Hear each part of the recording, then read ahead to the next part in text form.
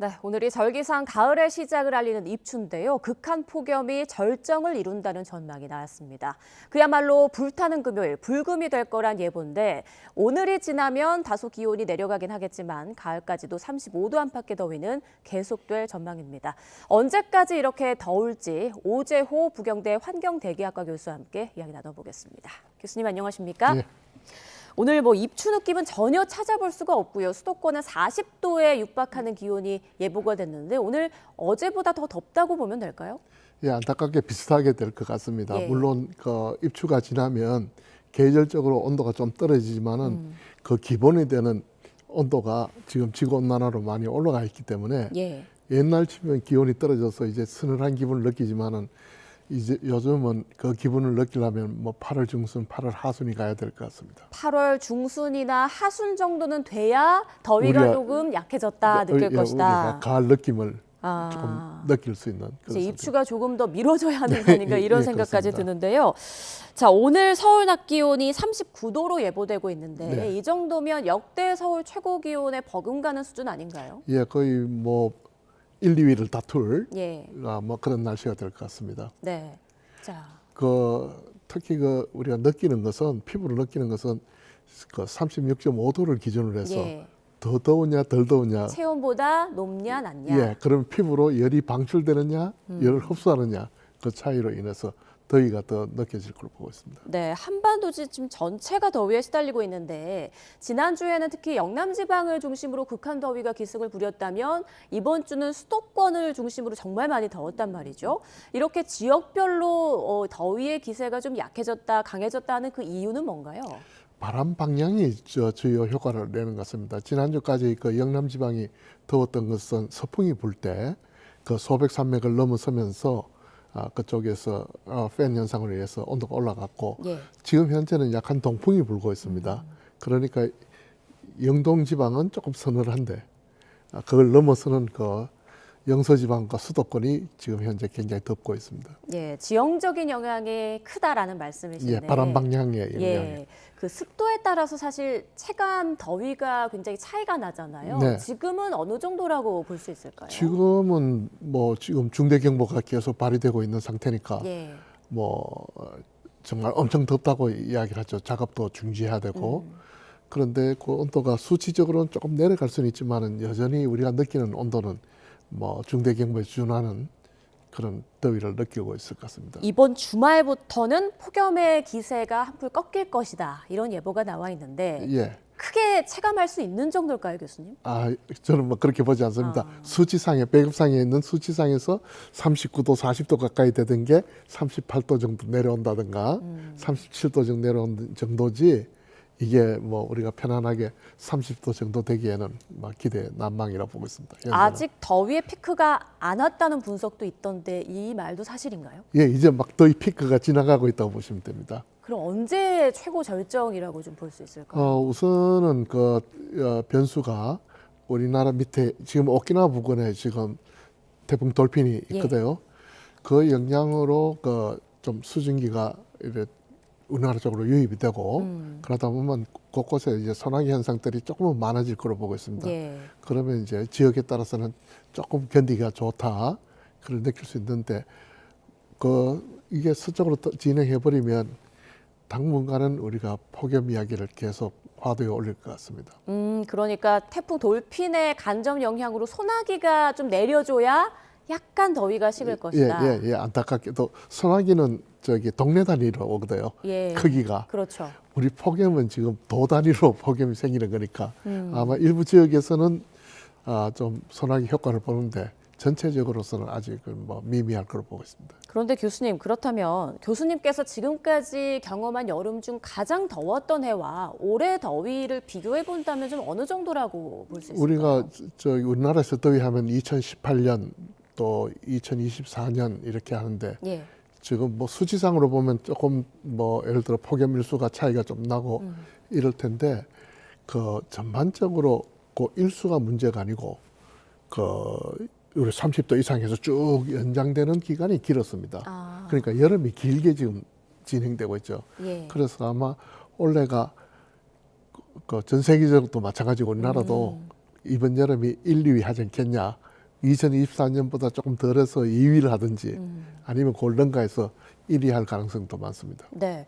지금 비공식 기온으로는 서울 지역에서도 40도를 넘어선 곳이 있지 않습니까? 네, 그렇습니다. 예, 앞으로 서울 40도 기온이 뉴 노멀이 될 수 있다라는 얘기도 나오던데 동의하시나요? 예, 저는 동의합니다. 그게 지구온난화로 해서 전체적으로 지구온도가 조금씩 올라가고 있습니다. 예. 그런 상승 기류 위에서 우리가 계절이 형성이 되고 있으니까 뭐 내년이라고 해도 또 이보다 더 긴 여름, 또 조금 더 높은 여름 날 가능성이 많습니다. 그러면 해가 갈수록 여름 기온은 네. 더 높아질 수도 있다. 네, 그렇게 그럼 보여요. 최고 몇 도 정도까지 올라갈 수 있다고 보세요? 기후학자들은 지금부터 금세기 2050년까지 예, 거의 한 2, 3도 정도 올라가지 않을까. 2, 3도 정도. 더. 예. 예, 그러니까 예를 들어서 지금 37도 정도 해서 중대 경보가 안 났던 날도 2, 3도가 올라가면 그때는 중대 경보에 해당되니까 중대 경보 폭염 중대 경보 발표하는 날짜도 길어질 거고 예.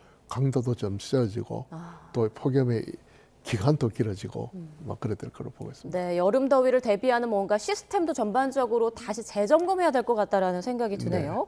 서울이 도쿄나 방콕보다 더 덥다는 분석도 나왔고 네. 도쿄와 방콕을 합친 날씨다라는 얘기도 있습니다. 그리고 서울의 더위가 중국 상하이의 더위의 그런 양상과 좀 비슷하다 뭐 이런 얘기도 있는데 비교했을 때 좀 어떤 건지 설명해 주시죠. 우선은 방콕은 우리보다 남쪽에 있으니까 기온이 좀 더 높을 거로 생각되는데 거기에는 스콜이라는 현상이 있어서 예. 오후 되면 소나기가 다 그렇죠. 옵니다.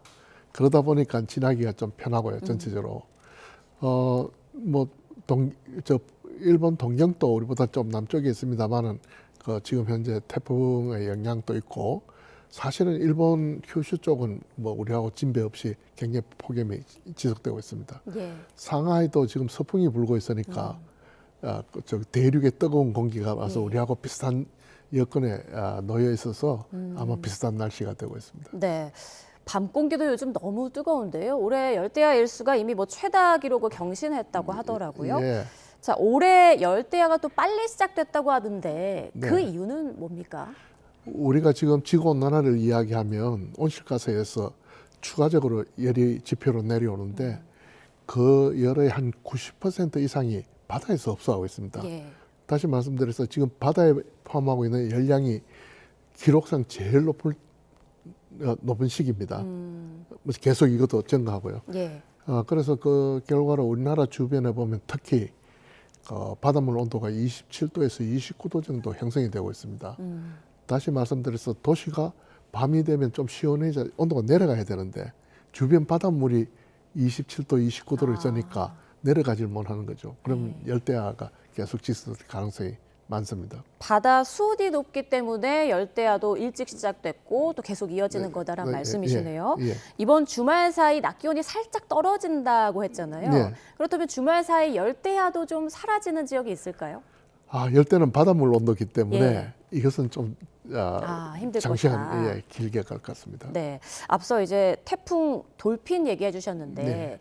태풍 돌핀이 그러니까 우리나라에 큰 영향은 주지 않고 소나기 정도만 뿌릴 수 있다 이런 말씀이시죠? 네, 그렇습니다. 현재는 그 돌핀에 의해서 동풍이 우리나라 불어서 영동지방 경상북도의 동쪽에는 아마 유입되는 수증기에 의해서 그 소나기나 비가 좀 내릴 가능성이 있습니다. 예. 근데 영서하고 호남지방 쪽은 그런 가능성이 작고요. 다만 좀 희망적으로 또 하는 거는 돌핀이 중국에 들어가면 소멸이 되는데 소멸되는 양상에 따라서 수증기를 대기 중에 많이 남겨서 얘들이 방향을 틀어서 우리나라 쪽으로 온대 저기압이 되면서 올 가능성도 있습니다. 만약 그렇게 되면 조금 더 우리가 비를 더 기대할 수 있는데 그것은 뭐 유동적이라서 중국에 다음 주 초에 중국에 상륙한 다음에 다시 봐야 될 것 같습니다. 지금 돌핀 이후로도 만들어지고 있는 태풍이 있는데 네. 지금 한반도가 너무 뜨거워서 태풍도 비껴간다라는 얘기가 있더라고요. 지금 그런 상황인가요? 예, 우리가 누차 이야기했던 이중 고기압, 티벳 고기압, 북태평양 고기압 밑에 지금 태풍이 지나가는데 처음에 우리가 기대할 때는 돌핀이 그 고기압의 이 능선을 넘어서서 좀 흩어리고 북쪽으로 좀 오지 않을까 이런 기대도 했습니다. 그런데 그렇지 못하고 중국으로 간다는 이야기는 그 일본 쪽에서부터 우리나라 쪽으로 해서 중국까지 걸쳐져 있는 그 고기압대가 아직 버티고 있는 그런 상황입니다. 그래서 아마 그 상황 크게 변하지 않지 않을까 그런 생각이 듭니다. 네. 자, 올여름 유독 이례적으로 더운 날씨가 이어지고 있는데 그러면 이 더위가 예년보다 훨씬 더 길게 이어질 가능성, 그러니까 늦더위가 길게 이어질 가능성도 있다고 보세요? 네, 그렇습니다. 그 지금 이야기가 여름이라고 우리가 달력에서는 6, 7, 8월로 하지만 예. 실제로 기록상의 온도로만 가지고 하면 5월 하순부터 9월 말까지가 거의 여름으로 편성해야 될 정도로 예. 계속되고 있습니다. 그러니까 우리가 느끼는 더위는 아마 9월 달 들어가도 자주 화도에 오르지 않을까 생각하고 있습니다. 그렇군요. 지금 우리뿐 아니라 뭐 기록적인 폭염이 중부 유럽까지 강타를 했고 곳곳에 대형 산불도 잇따르고 있는 걸로 알려지고 있는데 네.